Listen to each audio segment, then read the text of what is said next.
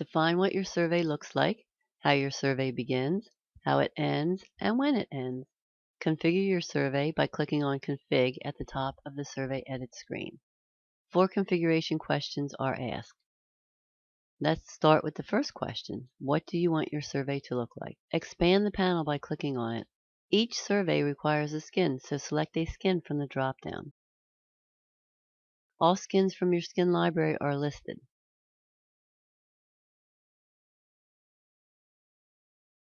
To add or edit skins, click on the skin icon on the survey toolbar. You may notice all of the default checkboxes. You can set default values for any of the config parameters simply by checking the default checkbox. Setting defaults eliminates the need to apply the same configuration information to your surveys over and over again. Any config defaults that you set will be applied to all new surveys. You have the option to specify the width and height of your survey. This is useful if you want to display your survey in a web page. The next panel is about starting your survey. Let's expand the panel. Every survey has a unique URL. You can define parameters to be included in your survey URL. Any parameters that are defined in the config are captured when the respondent takes the survey. The parameters can be included in your survey report. The ESEID parameter is required to identify your survey. The parameter is listed, but you cannot edit it.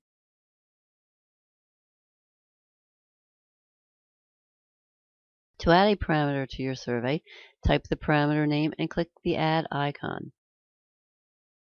The parameter is added to the list.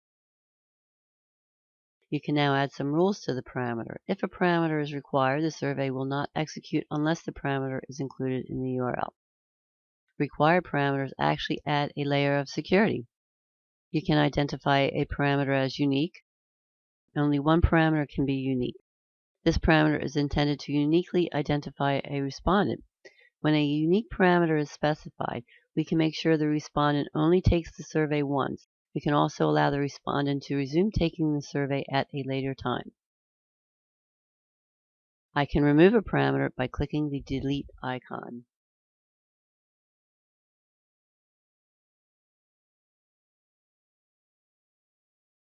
You can choose to add a greeting to your survey. When you check the greeting checkbox, all greetings in your library are displayed in the drop-down.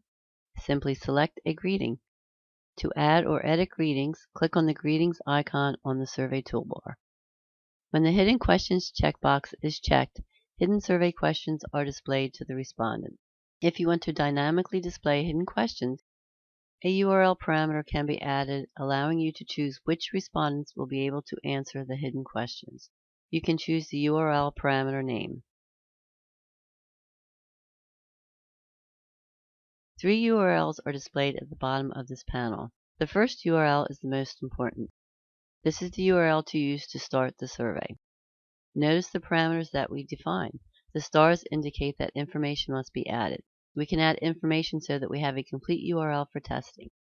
Notice that the stars are now replaced with values. These values are not used when the survey runs. It's an easy way to create a URL to use to test your survey. The next URL displays a respondent's survey answers. We assign each respondent that takes the survey a unique respondent ID, the ESERID. The last URL allows you to display the results for a particular question in your survey. Let's look at the ending options for the survey. The first option allows you to set a rule based on segments. If you have defined market segments for your survey, you can force the respondent to end if they do not meet the criteria for any of the segments that you defined.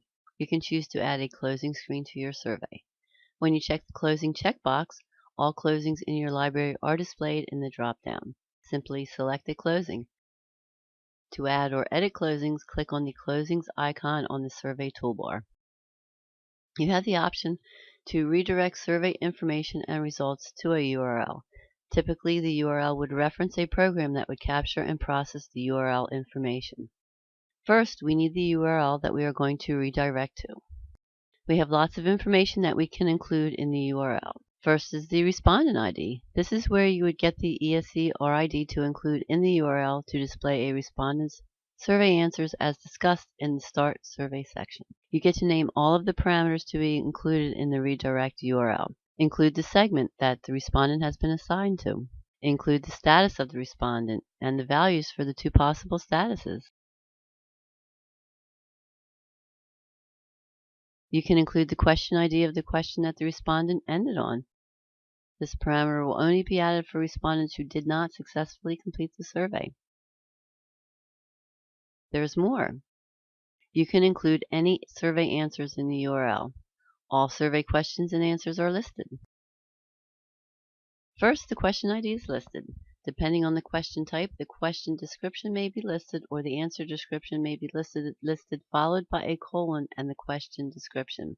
To add an answer to the redirect URL, simply click on the answer, add a parameter name, and click the Add icon. The answer parameter is listed along with a description.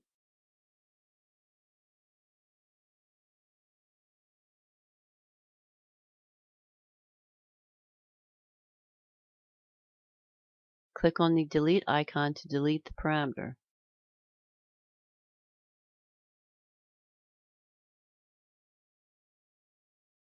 Now for the last panel. This panel allows you to activate and close your survey. You can activate your survey immediately. You can choose to have your survey be active for a specified period of time. After the due date, the survey will automatically close. You can keep a survey active until there are a specified number of successful completions. The survey will automatically close when the number of completions is reached. You can close the survey right now. Once a survey is closed, respondents will not be able to take the survey. You may want to allow a client to test a live survey. In order to test a live survey, a password must be defined and the test parameter added to the survey URL. The correct password must be entered in order to take the survey. While in test mode, the survey answers are not saved, so they do not become part of the survey results. Save your config.